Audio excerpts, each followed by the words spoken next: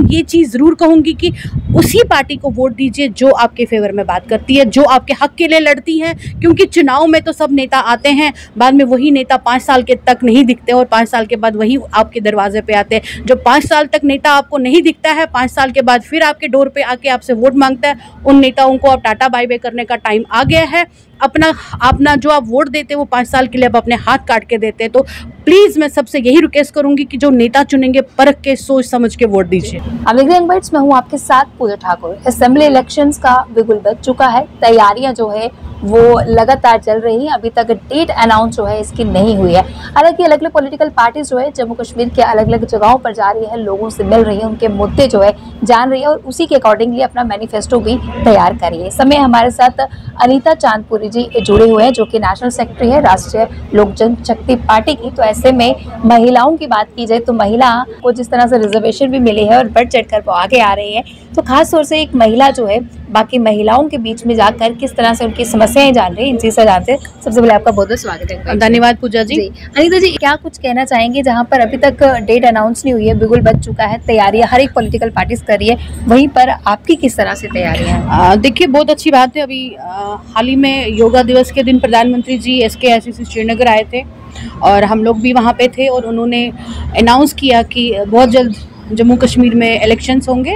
हम उनके इस जो उन्होंने अनाउंसमेंट की उसका वेलकम करते हैं, क्योंकि जम्मू कश्मीर की बेटरमेंट के लिए एक गठित सरकार का होना बहुत ज़रूरी है।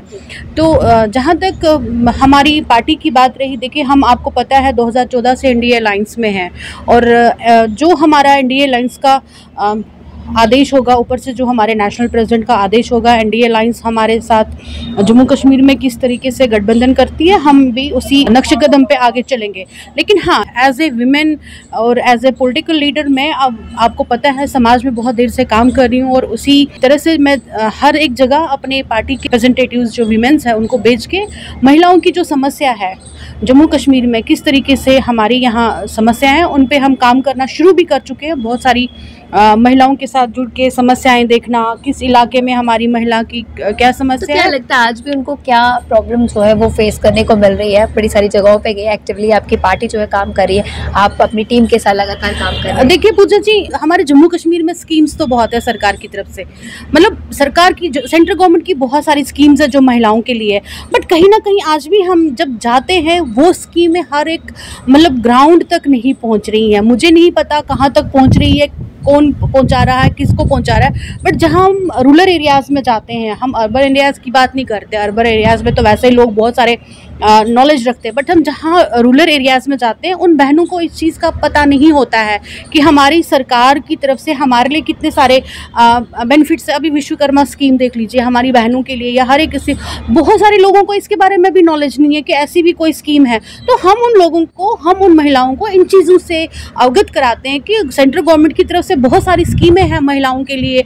मतलब महिलाओं को लोन मिल रहा है, महिलाओं को काम के लिए स्मॉल स्केल इंडस्ट्री जो हमारी उसके साथ जोड़ा जा रहा है, विश्वकर्मा स्कीम के माध्यम से जोड़ा जा रहा है, और भी बहुत सारे जोड़ा जा रहा है लोगों को, मतलब महिलाओं की मैं बात कर रही हूँ। तो पार्टी की अगर बात की जाए तो पार्टी की किस तरह की तैयारियां हैं, आपकी किस तरह से बैठकें होती रहती होंगी, तो क्या एक मैनिफेस्टो जो है वो तैयार हो चुका है, क्या कुछ हाइलाइट्स उसमें रखेंगे? बिल्कुल, हमारी पार्टी की तरफ से जो भी हम अभी बैठकें कर रहे हैं, जब से ये पता लगा कि जम्मू कश्मीर में इलेक्शंस हो रहे हैं, हम भी अपने तैयारी में उतर गए हैं और यही कोशिश है कि बेटरमेंट के लिए, सबसे पहले हमारा जम्मू कश्मीर की बेटरमेंट के लिए, यूथ की जॉब्स के लिए जो बेरोज़गारी है, अनएम्प्लॉयमेंट है, और जो हमारी यहाँ पे कुछ कमियां हैं अभी हमारे यहाँ जम्मू में, जो डेवलपमेंट की विकास होना चाहिए बाकी राज्यों के वो नहीं है। हम मुकाबले में यूथ को अभी बेरोज़गारी है और बहुत सारे और भी मुद्दे हैं जो हम अपने मैनिफेस्टो में आगे लाएंगे।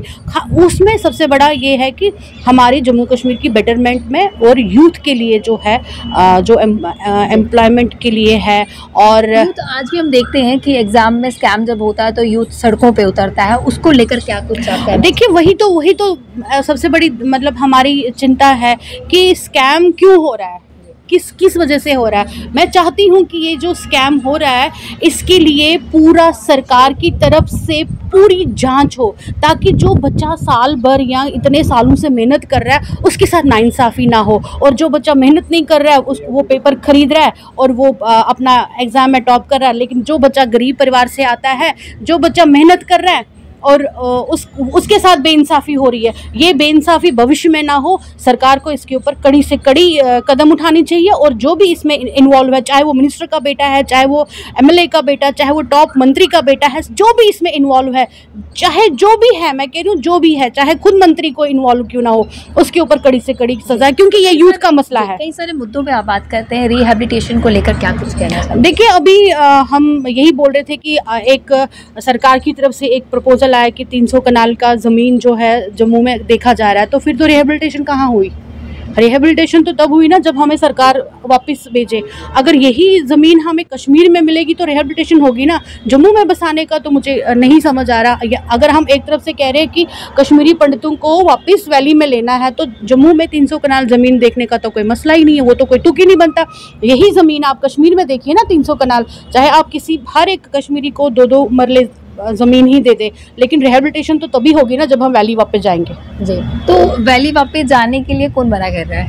नहीं, मना तो कोई नहीं कर रहा, लेकिन आपको ही तो पता है वहाँ सिचुएशंस कैसी हैं। तो क्या लगता है कि किस तरह से स्थिति, क्या एक प्लानिंग जो है गवर्नमेंट को बनानी चाहिए, किस तरह से जो है स्थिति ठीक हो सकती है? बिल्कुल प्रॉपर तरीके से प्लानिंग बनानी चाहिए गवर्नमेंट को, ताकि अगर वो रिहेबिलिटेशन की हमारे कश्मीरी विस्थापितों की बात करें, वापस जाने की बात करेंगे, तो वहाँ वो खुले माहौल में तो सांस ले सके। उस तरीके का तो माहौल वहाँ पे बनाना पड़ेगा ना। वहाँ बहुत हद तक शांति है, लेकिन आप भी देख रहे हैं आजकल हर जगह पे देखिए, कहीं पे अटैक्स हो रहे हैं, कहीं पे कुछ हो रहे हैं, तो ये तो शांति नहीं कह सकते ना, इसको तो शांति नहीं। एक मतलब एक बच्चा डर के माहौल में स्कूल जाएगा, एक एम्प्लॉय डर के माहौल में ऑफिस जाएगा, इसको तो पूरी फुल फ्लेजेड शांति नहीं कहेंगे ना। एक प्रॉपर प्लानिंग के तहत उनको वापस भेजा जाए, और प्रॉपर प्लानिंग के तहत ही जब जाएंगे तभी जब वहाँ पे पूरी तरीके से अमन और शांति हो। तो हमारे मीडियम से जितने व्यूअर्स देख रहे हैं, खास तौर से इलेक्शंस को लेकर क्या एक मैसेज आपकी तरफ से रहने वाला, आपकी पार्टी की तरफ से? देखिए, मैं जितने भी हमारे व्यूअर्स देख रहे हैं, मैं सबसे पहले यही कहूँगी कि वोट करना चाहिए, हमें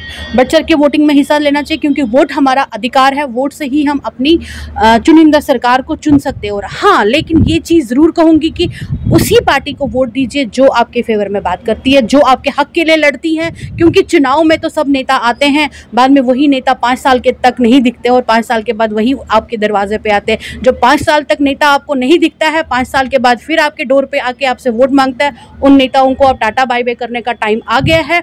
अपना जो आप वोट देते हैं वो 5 साल के लिए अब अपने हाथ काट के देते हैं। तो प्लीज़ मैं सबसे यही रिक्वेस्ट करूंगी कि जो नेता चुनेंगे परख के सोच समझ के वोट दीजिए। बहुत धन्यवाद हमारे साथ जुड़ने के लिए। तो हमारे साथ अनीता चांदपुरी जी जुड़े थे, जिन्होंने बताया कि पार्टी किस तरह से एक्टिवली काम कर रही है, जम्मू कश्मीर के अलग अलग जगहों पर जा रही है, लोगों से मिल रही है, बातचीत कर रही है और लोगों के हक में बात कर रही है। इनका ये कहना है कि अगर इलेक्शन जब भी होते हैं, क्योंकि तैयारियां जो है वो चल रही हैं और लोगों को सोच समझकर जो है वोट देने की ज़रूरत है। उनका कहना है कि जो आपके हक में बात करते हैं, जो आपके लिए बात करते हैं, जनता समझदार है, वो जानती है कि किसे जिताना है, किसे नहीं जिताना है। तो जब भी आप अपना कीमती वोट कास्ट करने जाए, जरूर सोच समझ के जाए। अगले वीडियो लेकर फिर मैं हाजिर होंगी, तब तक आप देखते हैं यंग बाइट्स।